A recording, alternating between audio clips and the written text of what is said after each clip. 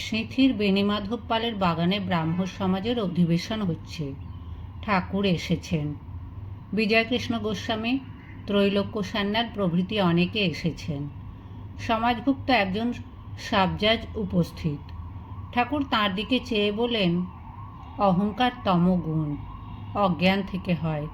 এই অহংকারের আড়াল আছে বলে ঈশ্বরকে দেখা যায় না। এ শরীর, এ ঐশ্বর্য কিছুই থাকবে না। তাই সকলকে বলছি, জজই হও আর যেই হও, সব দুদিনের জন্য। সংসারে আমরা এই অহং বা উপাধি নিয়ে মেতে আছি। আমাদের অহংকার কি সহজে যায়? কথামৃতে আছে, হাতি ব্যাঙের গর্তের ওপর দিয়ে যাচ্ছে। ব্যাঙ গর্ত থেকে বেরিয়ে এসে হাতিকে লাথি দেখিয়ে বলছে, এত বড় আস্পর্ধা, আমাকে ডিঙিয়ে যাওয়া, দাঁড়াও তোমাকে দেখাচ্ছি। এসব হলো অহংয়ের বিকার। শাস্ত্রগ্রন্থে ব্যুৎপত্তি হচ্ছে পাশ, অর্থাৎ বন্ধন। ঠাকুরের কথায় গ্রন্থ নয়, গ্রন্থি, গাঁট। উপাধিগুলো কেবল আমাদের অহংকার বাড়িয়ে দিয়ে ধর্মপথের অন্তরায় হয়ে দাঁড়ায়। এই অহংকার আসে অজ্ঞান থেকে। আমি কর্তা বোধরূপ অজ্ঞান গেলে তখন কর্তা হন অন্তর্যামী ভগবান। ঠাকুর তাই বলতেন, আমি মলে ঘুচিবে জঞ্জাল। শুধু শাস্ত্র পড়ে যে জ্ঞান, তাতে অহংকার বাড়ে। পুঁথি পড়ে পাওয়া উপাধিগুলো হয় গ্রন্থি। আসল জ্ঞান হচ্ছে নিজে অকর্তা হওয়া, তার হাতের যন্ত্রস্বরূপ হওয়া। সেই জ্ঞানে আমাদের লাভ করতে হবে, তার জন্য চাই সাধন, প্রেম প্রীতিযুক্ত সাধন। ব্যক্তি ও ব্যষ্টির যা যা ঘটবে ভগবান আগে থেকেই সব ঠিক করে রেখেছেন।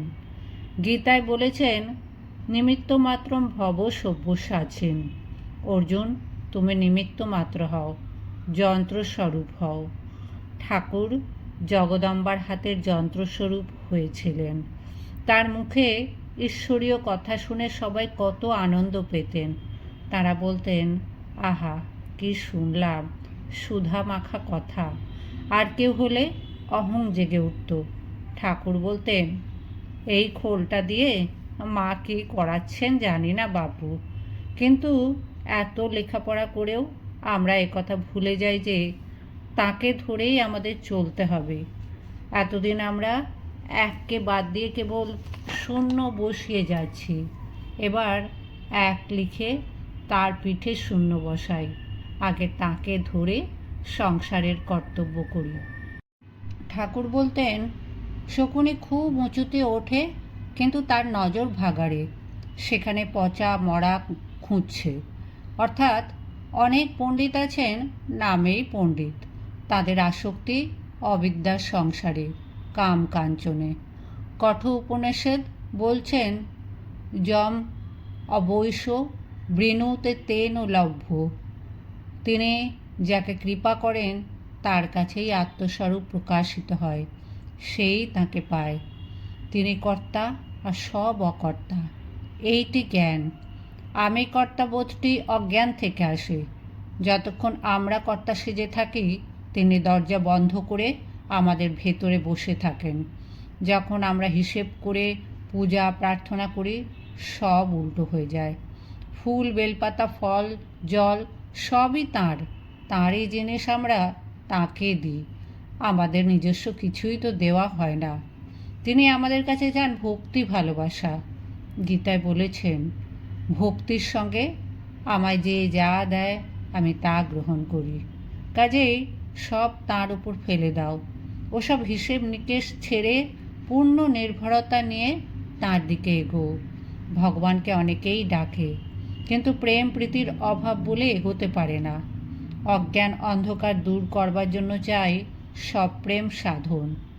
ঠাকুর বলেছেন, হাতে অনুরাগ তেল মেখে কাঁঠাল ভাঙো, মানে তাকে ভালোবেসে অনাসক্তভাবে সংসারের কর্তব্য করো।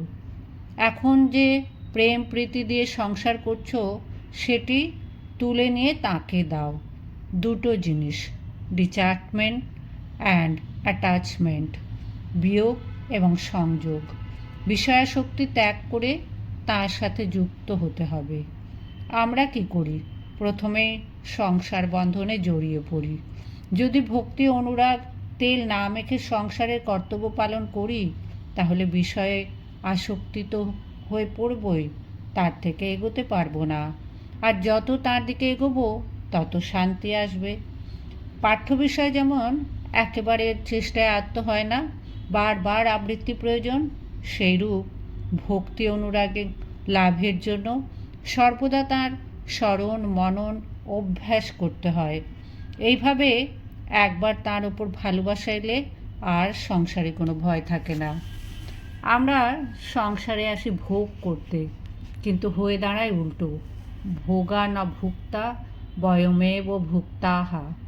এখানে কামনা বাসনাগুলো আমাদের চালাচ্ছে, সংসার আমাদের ভোগ করছে। তাই তো প্রথমে ভগবানের প্রতি প্রেম প্রীতি ভালোবাসা চাই। ভগবানের যার প্রেম প্রীতি নেই, তার আবার সুখ কোথায়? এই যুগের প্রশস্ত সাধন হলো নাম সাধন। হরে নামৈব কেবলম। এখন লোকের আয়ু অল্প, বৃত্তি বহির্মুখী, দেহাত্মবুদ্ধি বেশি। সুতরাং আমাদের সব কাজের মধ্যে ভগবানের নাম ধরে থাকতে হবে। নামের আসল অধিকারী কে, তা মহাপ্রভু বলে গেছেন। তৃণাদপি শুনি চেন। তৃণের চেয়েও মাথা নত করতে হবে। মহাপ্রভু এবং ঠাকুরের জীবনে কী দীনতায় দেখা যায়, অথচ এরা সাক্ষাৎ ভগবান। ঠাকুর মাথা হেঁট করে জোর হাতে সবাইকে নমস্কার করতেন। মহাপ্রভুও তাই শিখিয়ে গেছেন। আমরা অহংকে দাবিয়ে ফেলতে পারলেই তিনি আসবেন। ঠাকুর বলতেন, ভাঁড়ারি একজন থাকলে বাড়ির কর্তা ভাঁড়ারের ভার লয় না। অহংকার ত্যাগ না করলে ঈশ্বরের কৃপা হয় না। যিনি হরিনামের অধিকারী হবেন, তার আর কোন কোন গুণ থাকা চাই? তররীব সহিষ্ণু না, তিনি বৃক্ষের মতো ধীর ও সহিষ্ণু হবেন। শীত গ্রীষ্ম ঝড় বৃষ্টি গাছ সব সহ্য করে। যারা তার ডালপালা কাটছে, সে তাদেরও ছায়া দিচ্ছে। ছেলেদের ঢিল খেয়ে তাদের জন্য ফল ফেলে দিচ্ছে। অদ্ভুত সহ্য গুণ। সংসারেও কত দুঃখ কষ্ট আঘাত আসছে, যিনি নামের অধিকারী হবেন তিনি এসব সহ্য করবেন। ঠাকুর বলতেন, স স স, সহ্য করো সহ্য করো সহ্য করো। যে সয় সে রয়, যে না সয় সে নাশ হয়। গীতায় ভগবান বলেছেন, তাং তিতিক্ষস্য ভারত। অর্জুন, বিষয়ের বিয়োগে দুঃখ কষ্ট আসে, আবার চলেও যায়। এসব অনিত্য, কাজেই সহ্য করে যাও। সংসারে দুঃখ কষ্ট বাধা বিঘ্ন আছেই, ভক্ত এসবের মধ্যেও তাকে নিয়েই চলতে থাকে। মা কালী কন্যারূপে যার বেড়া বেঁধেছিলেন, সেই রামপ্রসাদ গাইছেন, ভূতলে আনিয়ে মাগো করলি আমায় লোহা পেটা। সংসারে এসে দুঃখ কষ্ট নেবে না, তা কি হয়? এসব সহ্য করতে হবে। মীরার জীবনটা দেখো না, রাজরানী হয়েও তার কত কষ্ট। হরিনামের অধিকারীর অন্য আর কী বৈশিষ্ট্য? মহাপ্রভু বলছেন, অমানিনা মানো দেন। তিনিও হবেন নিরভিমান। তিনি নিজে নিরভিমান হয়ে অপরকে সম্মান প্রদান করবেন। কৃষ্ণ বুদ্ধিতে সকলের সেবা করবেন। শুধু জপ করলে হয় না, নাম সাধনের জন্য 3টি জিনিস চাই: দীনতা, সহিষ্ণুতা এবং নিরভিমানতা। অভিমান অহংকার একেবারে ছাড়তে হবে। অহংকার কত দিক দিয়ে আসে। একজন হয়তো ভগবানকে একটু বেশি ডাকছে, আবার লক্ষ্য করে সকলে তাকে দেখছে কি না। বাইরে সাধু সাজলেই হয় না। ঠাকুরকে দেখো, গেরুয়া নেই, মালা তিলক নেই। প্রত্যেক সম্প্রদায়ের একটা না একটা ত্যাগের চিহ্ন থাকে। ঠাকুরের কিছুই নেই। তিনি টাকা মাটি সাধন করেছিলেন। এমন অবস্থা হয়েছিল যে টাকা পয়সা কি কোনো ধাতু দ্রব্য স্পর্শ করতে পারতেন না। অজান্তে স্পর্শ লাগলে শরীরে অসহ্য যন্ত্রণা হতো। কি অদ্ভুত ত্যাগ! এই যে ত্যাগ, এর মানে একটা ছেড়ে আর একটা গ্রহণ। বিষয়াসক্তি ছেড়ে গ্রহণ করতে হবে ভগবানকে। লাভ ক্ষতির দিক দিয়ে দেখলেও তাকে পাওয়াই সর্বশ্রেষ্ঠ লাভ। তাকে লাভ করলে মনের এমন একটা অবস্থা হয় যে জগতের সবচেয়ে বড় দুঃখ এলেও মনকে আর বিচলিত করতে পারে না। সংসারের সুখ দুঃখ সাধকের কাছে সমান হয়ে যায়। গীতায় বলেছেন, যিনি দুঃখের মধ্যে উদ্বেগহীন, সুখে স্পৃহাশূন্য, যার অনুরাগ ভয় ও ক্রোধ নিবৃত্ত হয়েছে, তিনি স্থিতপ্রজ্ঞ। তাকে মুনি বলা হয়। সমুদ্রের ওপর ঢেউ দিবারাত্র কীরকম তোলপাড় করছে, অথচ তার তলদেশ শান্ত। ঢেউয়ের মতন আমাদের জীবনকেও অনেক ওঠানামা আছে। আমাদের এই যে দুঃখ কষ্ট, এর পেছনে কী বস্তু রয়েছেন তা আমরা বুঝতে পারি না। তিনি হচ্ছেন ভগবান। তাকে জানাই আসল জানা। তাকে জানতে হলে তার নামে ডুব দিতে হবে। নামই আসল জিনিস। তিনি আর তার নাম অভেদ। কিভাবে তাকে ডাকতে হয় মহাপ্রভুর উপদেশ অনুসরণ করে সংক্ষেপে তোমাদের বললুম। মহাজনের বাক্যে বিশ্বাস রেখে সাধন করলে নিশ্চয়ই অমৃতের অধিকারী হতে পারবে।